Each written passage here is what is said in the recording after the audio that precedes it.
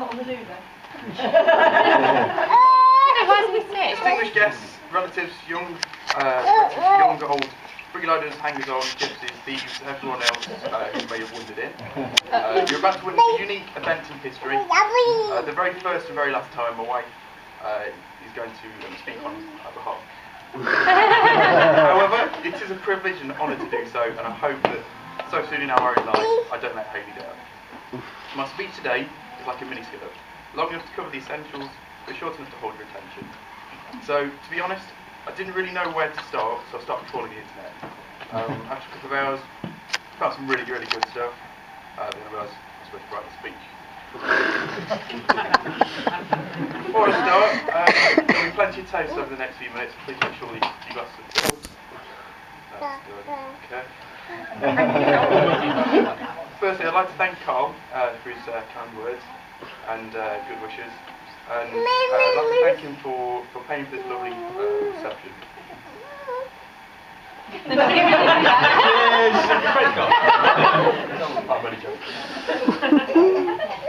It's lovely to see so many of our family and friends here today to help us celebrate the happiest day of our lives. I know that some of you have travelled a long way and to be here, and that means a lot to us. It wouldn't be the same without you, just a lot cheaper. But that's not the point. Thank you all for your very generous gifts, and special thanks to those who have given cheques. We're really grateful for those, especially as we've used the details on the cheques to accept direct debits or pay bills. Who said that a debit fraud isn't not written. Unfortunately, it's not been possible to have everyone here today, but mainly because we just couldn't afford to invite everybody.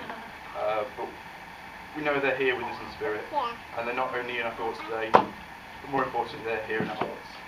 So, with them in mind, if you please all stand and raise your glasses to the first toast to absent friend, family, and friends. Absent family and friends.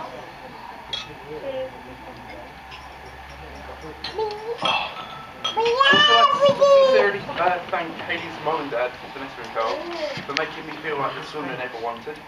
Sorry, the son they never right from day two. Day one was a bit rough, but I think you're okay. I think day one was at your house. You've both helped us so much over the last year, especially as you've made the impossible possible for us.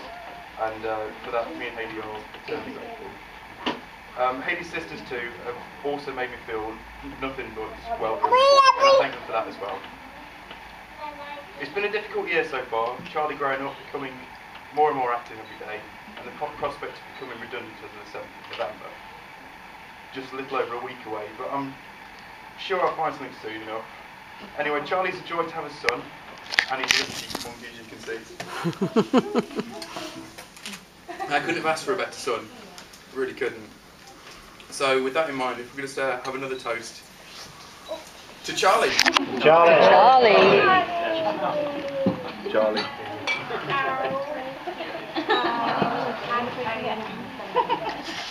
Mum and Dad have helped me enormously over the years, and have seen me through thick and thin, mainly thick. And if I'm being honest, yeah, but they have been there for me, and I hope that I've done them proud. I really couldn't have asked for better parents, and I thank you for everything you've done, and not just for me, but for me and my wife. Thank you. Special thanks to my mum, Denise, who is again excelled herself with these amazing flowers. And creative with her floristry skills. Thanks to Mum, they're absolutely beautiful. I couldn't hope for that. I've known Matt, my best man, for nearly 13 years now. And throughout that time, he's been there for me when it matters. And he's always ready with an encouraging word and a welcome pack of beer when things are going badly. And if I'm being honest, when they're going well too. And I'd like to thank him for his help in organising the stag do and being there to support us today. But more importantly, I'd like to thank him for being a true friend. However, there is something I need to make you aware of from that.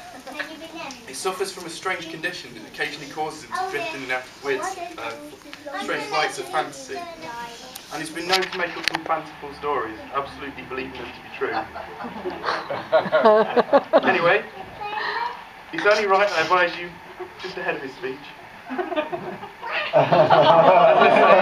He is a true friend, and I wouldn't want you to go upsetting him, so if you could bear with him, even join in with his journey of making it.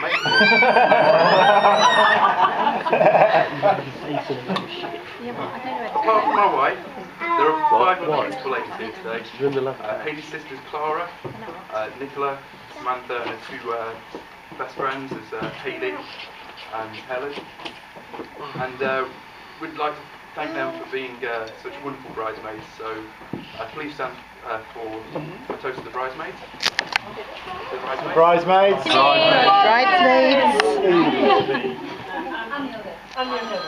Finally, Oh, sorry, can we I'd just like stop to a thank my minute? wife. I'm going to get used to saying that.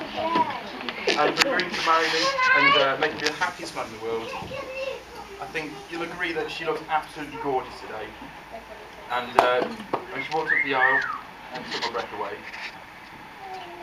They say you don't marry someone you can live with, you marry the person you can't live without. And I think that sums it up perfectly. Now, if I had to single one thing out why I love Hayley so much, I would be here. It would be the fact that she makes me happier than I ever dreamed. And I intend to spend the rest of my life making sure that the reverse is also true. Hayley has put a huge amount of effort into making today perfect, and I think she's just done that and more. Having lived with Hayley for a couple of years now, I've learned a valuable lesson. When I'm wrong, admit it. When I'm right, keep quiet. Seriously, though, I've never had a problem finding a word to express my love for Hayley. But if I start, then I probably won't be able to stop. So just to say that Hayley, I love you so much, and I can't wait for it all to be. Ladies and gentlemen, please stand and raise your glasses for a toast to my wife Hayley. Hayley! And Carl! Now I'm going to, not going to stand here all afternoon and bore you to death with loads of stale old jokes. Best man show. So without further ado, No, when Carl asked me to be his best man, I was honoured and a bit surprised. It was only on the stag do I found out, because there aren't many people stupid enough to stand next to him and be shot at close range. But really, in terms of my speech, it's quite a short speech, but memory is the main theme to me. Weddings is about memory. And again, when I first met Carl, we were 16. I think we were doing an A-level in computing. I was at Mackworth College, and the quality I most liked about Carl as a friend then, he was in a band. And as we went through our formative years together, or at least the fragments to remember, Carl always had the ability to cheer me up when things were down. As you see from the photos on your tables, probably mostly down to the hairstyles he had at times. See, the cost of hair gel's gone up a little bit, but the session. On a serious note, as a lot of people I'm sure will agree, Carl does have a great sense of humour, and he often takes the time to make sure those that are closest to him are happy. That's a really good quality to have for me.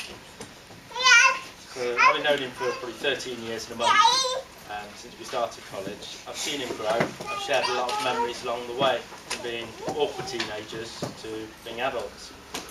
The one thing I've enjoyed seeing in Carl the most is after he met Hayley, really, from meeting Hayley onward. You see, some people are motivated by power and others by money. And those people, they live for material things in life. That's what they strive after, that's what they chase. But Carl never chased those. And it was only when Carl met Hayley and Charlie was born, finally saw that Carl's main motivation in life and what drives him the most is to be a loving husband and a great father. So today I'm quite happy for Carl, and also proud of him, not just to see my closest friend so content, but also to see him be so successful. Sit down, Imogen. Obviously, it's customary for me to sort of make a joke about, I don't know, asking to be taken to the cheap lap dancing bar rather than the other one. Or inappropriate behaviour of the sort. Instead, I'd like to share a memory, and that was from Carl from some years ago. I think we were living in Wilson Street at the time.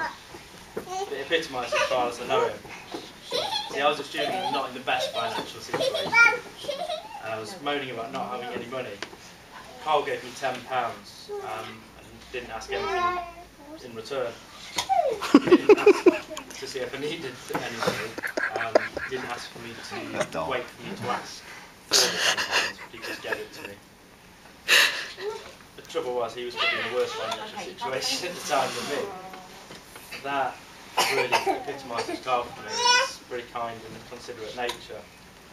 And I think it's that same nature that will continue and does enable him to be such a great husband and father. So, I mean, really that's the main memory I have of Carl.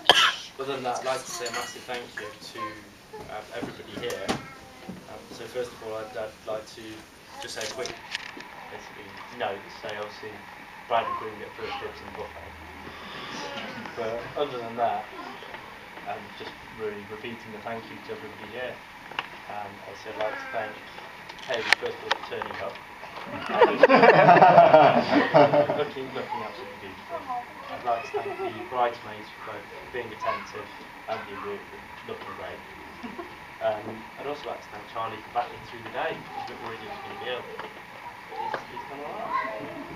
And there are lots of people who put in the thank you, but they've put that on you, really. Yeah. Other than that, I'd just like him to have a toast and wish you many happy, healthy years together. Thank you. Cheers. Cheers. Cheers.